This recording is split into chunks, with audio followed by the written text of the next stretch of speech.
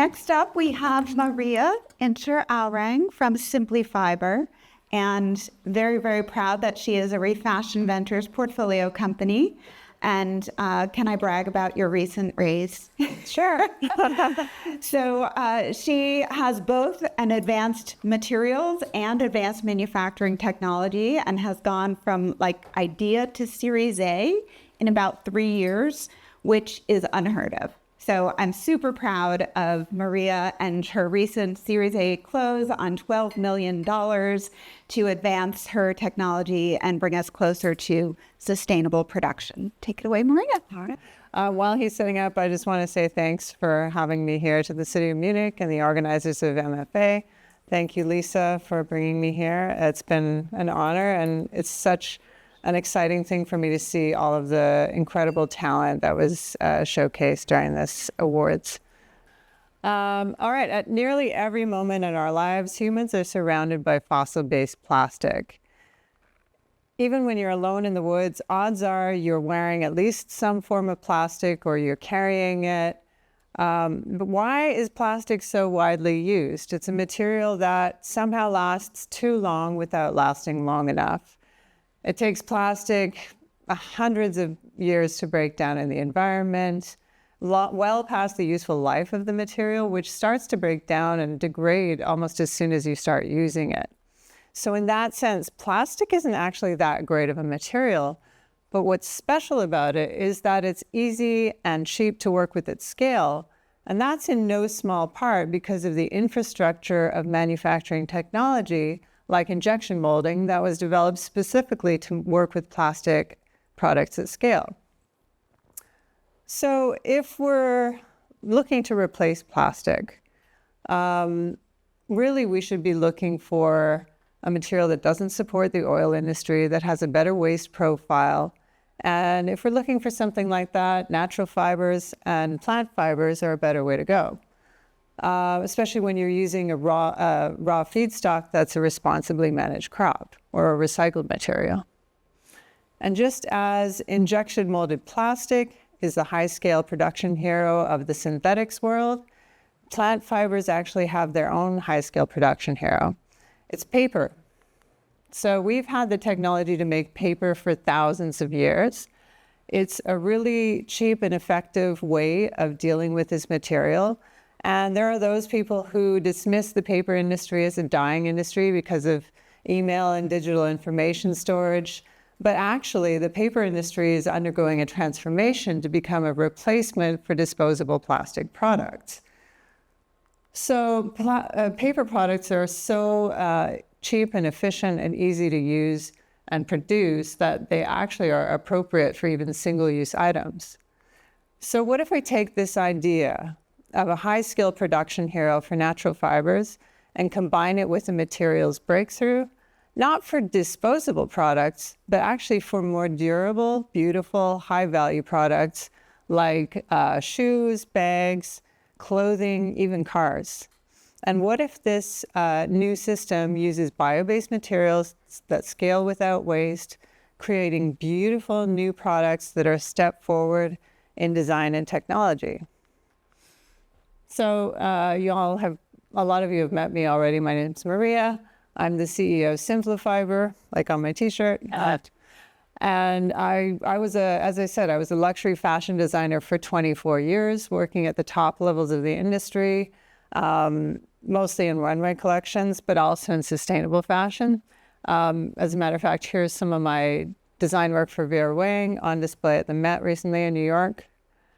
And I started working in sustainable fashion back in 2006. I quickly grew disheartened because it just seemed like a really slow way of affecting change to me.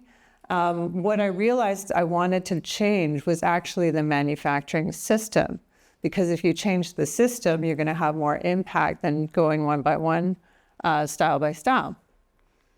So over my 2 decades in the fashion industry, what I saw were a couple of really big problems that I didn't feel were being addressed very well. The first is this huge manufacturing bottleneck in soft goods in general, because we're using an outdated system with long supply chains, lots of hand labor. It didn't really make sense to me that these two images are separated by over a century in time, but they're almost the same image. Really ridiculous. The second thing that always bothered me is the fact that sustainable materials cost more than synthetics. They're just inherently more expensive materials right now. So if you use them in the same supply chain, you're always going to get more expensive products, especially if it's a long supply chain, because they just get more expensive at each level. So what I realized we needed was a way to use natural materials in a different system, a system that's built for them.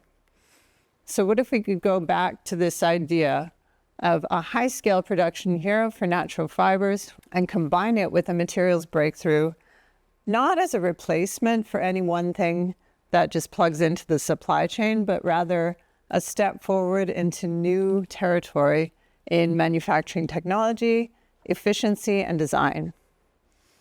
So I'd like to show you what that looks like. At Simplyfiber, we start with plant fibers, cellulose. They're the basic building block of all plants and the most abundant organic compound on Earth. Now, when the paper industry uses this material, it uses it really efficiently. But when soft goods and fashion use it, it's not so efficient. So typically it has to go through several long industrial steps, starting with fiber. Then you spin the yarn, weave or knit the cloth, you make a flat pattern, you cut, you sew it all back together, and then you have your product.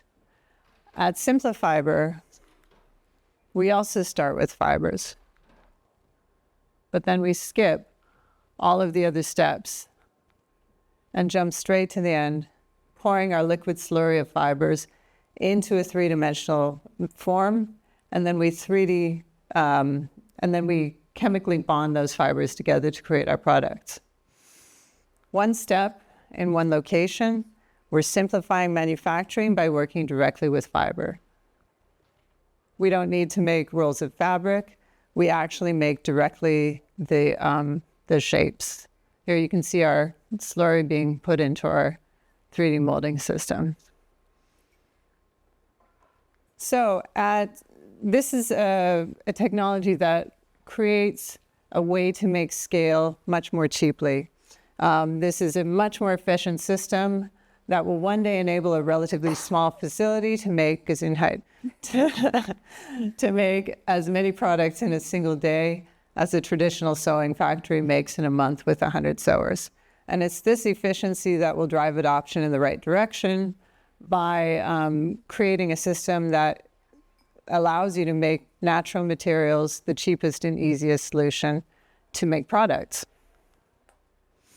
Because this is essentially a new supply chain, it offers advantages that weren't even possible before. My favorite as a designer is the fact that the entire manufacturing system is now 3D. So I can conceive of an idea in 3D, maybe on clothes. I can use all of my tooling is 3D, and then the product is 3D. And because we're starting with a liquid, we can use that liquid to make things you've never seen before. So what you're looking at here in this photo is the world's first fully molded natural fiber shoe upper poured from a liquid. And what we're making is the future of fashion and soft goods. And we're building it with natural fibers that scale without waste. Because we're making the material at the same time as the shape, we can actually directly customize a lot more easily. So everything from shape and texture to the level of performance, even the ingredients that we want to put into the slurry and the environmental story that we're telling, be it like low impact virgin materials or recycled materials, that can all be changed directly. Because we're starting with a liquid, we can embed things like decorative elements, even technology into our materials. And because we're starting with a liquid, we can add dye while the slurry is still a liquid, so we avoid a wet process afterwards, and we save water. So by simplifying manufacturing, cutting out 60% of the industrial steps involved, and greatly reducing the need for hand labor, we can lower fashion's waste footprint and greenhouse gas emissions, all while using a system that is bio-based, recyclable, biodegradable ingredients that scale without waste. If this system is used throughout the industry, it would enable a reduction of 23 billion tons of plastic, nearly 500 million tons of carbon dioxide equivalent, and 3 million tons of material waste annually. And that's just within the fashion supply chain. What's interesting is that we've actually had a lot of traction from other industries, because this is essentially just a way to make things out of natural materials. So we recently launched, just a few weeks ago, our first automotive product. We made the interior of this Kia EV2, the Bordeaux dash and corresponding door panels are Simplyfiber material. And as you can see here, the material was shaped, it's already got a texture, it's already provided in this exact shape of the car, so it cuts down on assembly time, and it just enables, new types of design. This is really something that's huge for us as a company. I'm super proud of it. But the coolest thing about it is that this was made on the exact same system as our uppers on these shoes that we showed at Paris Fashion Week last fall. I'm actually wearing them myself.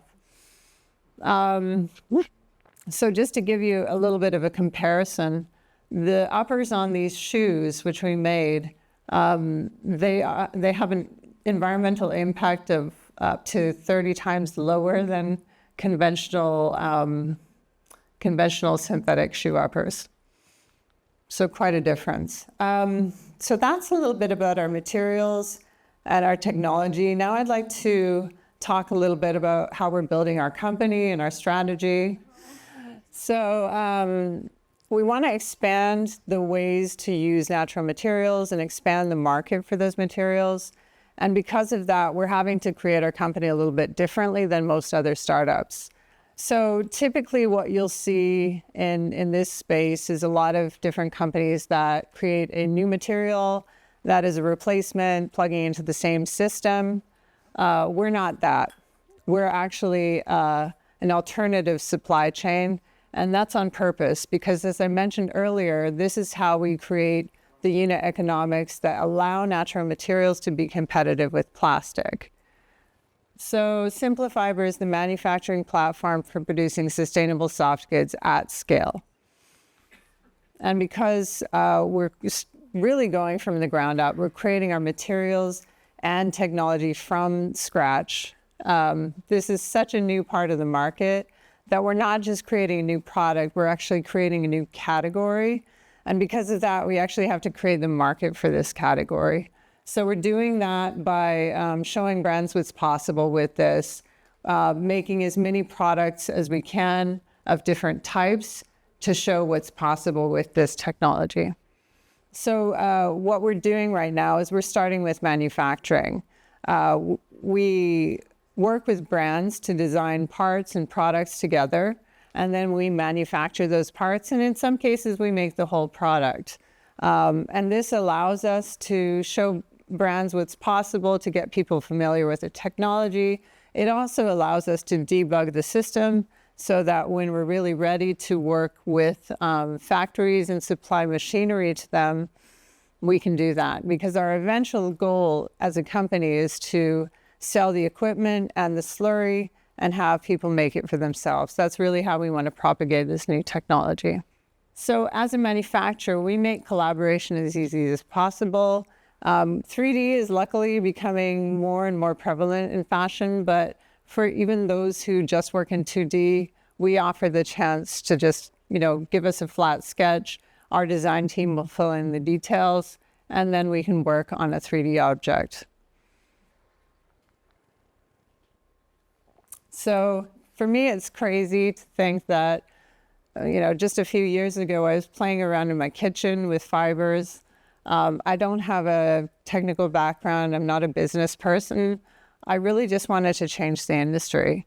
And we have an amazing team who do the technical work. So It's a combination of three elements. So we've got chemical engineers and material scientists, we've got hardware engineers, and we've got a design team. It's a complex team shifting the complex problem of really pushing the world's production systems away from plastic and towards natural materials. Our vision is really to create products that are beautiful, sustainable, and allow natural materials to compete as a price level with plastic. So we're creating products that are not just a replacement, they'll actually be better. Thank you.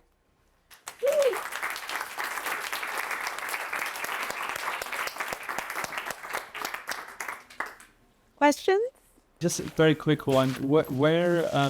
How robust is the material itself? As in, when it comes to washability, waterproof? It's extremely resistant. Actually, we're getting incredible testing results back. So we've completely beaten all of the specs from our fashion partners for shoes and boots and all of that, bags. But now we're going into the car industry. We're actually beating those requirements. We just passed our flight safety, fire safety requirements. So we're getting into aviation as well. And basically, it's not just one material, it's a set of materials. So we can kind of tweak them to what is needed, in terms of flexibility, but also in terms of resistance. And it doesn't have to be fully bio-based because, for example, for a car, those are products that have to last 25 years plus.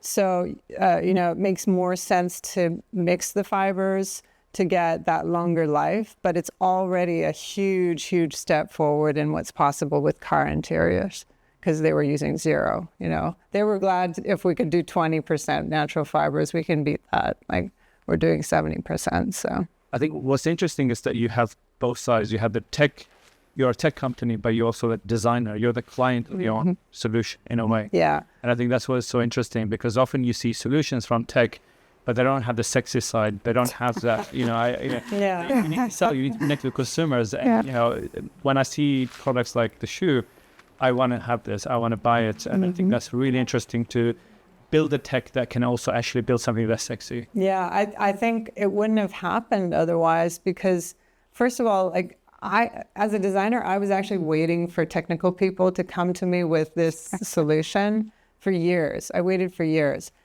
And I realized they're not coming because they don't know the problem exists. And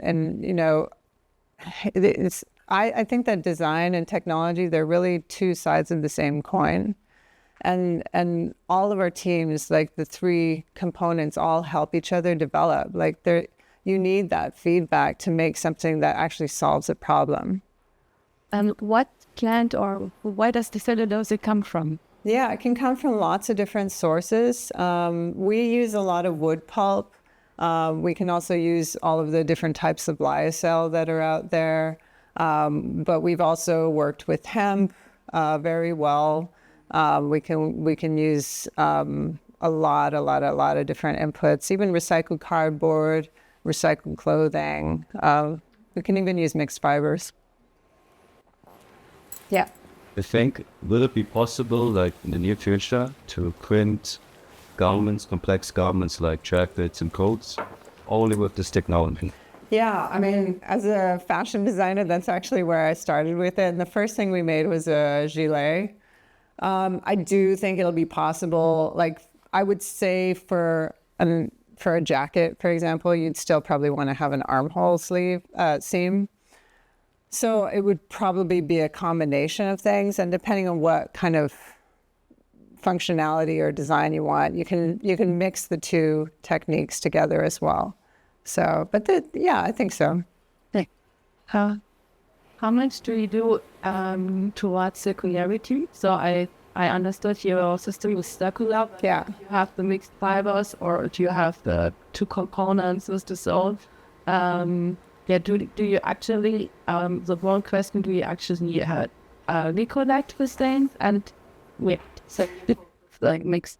Yeah, so that's a great question. So we do recycle our own scraps. We can recycle the material depending on which version it is. Like the car ones we haven't tried yet, but the shoe components we have. We're really still pretty new, so we're not in the market yet with anything, but we are in the middle of kind of our production study for these. So by the end of the year, these should be on the market, the ones I'm wearing. So there are a few different partners that we're looking at working with for that, but it's not something we've needed to work on. We tested that it was possible, but that's about it so far. Thinking about your material, have you tried spraying it? Yeah. So actually, that's a really great question. And when we started, so I started in my kitchen making stuff. And then we decided, like, just so I don't hurt myself, we'd go into a contract lab. So we did that. And we actually started because we didn't know it was going to be molded. We thought, I thought it might be 3D printed. We also tried spraying. But what scaled the best using current technology is molding. So we decided to go that way first, but it is 3D printable and it is sprayable. It just takes a really long time. So this, for me, was the most quick way to get to production at meaningful levels that could have the most impact. Wonderful. Thank you. Thank you.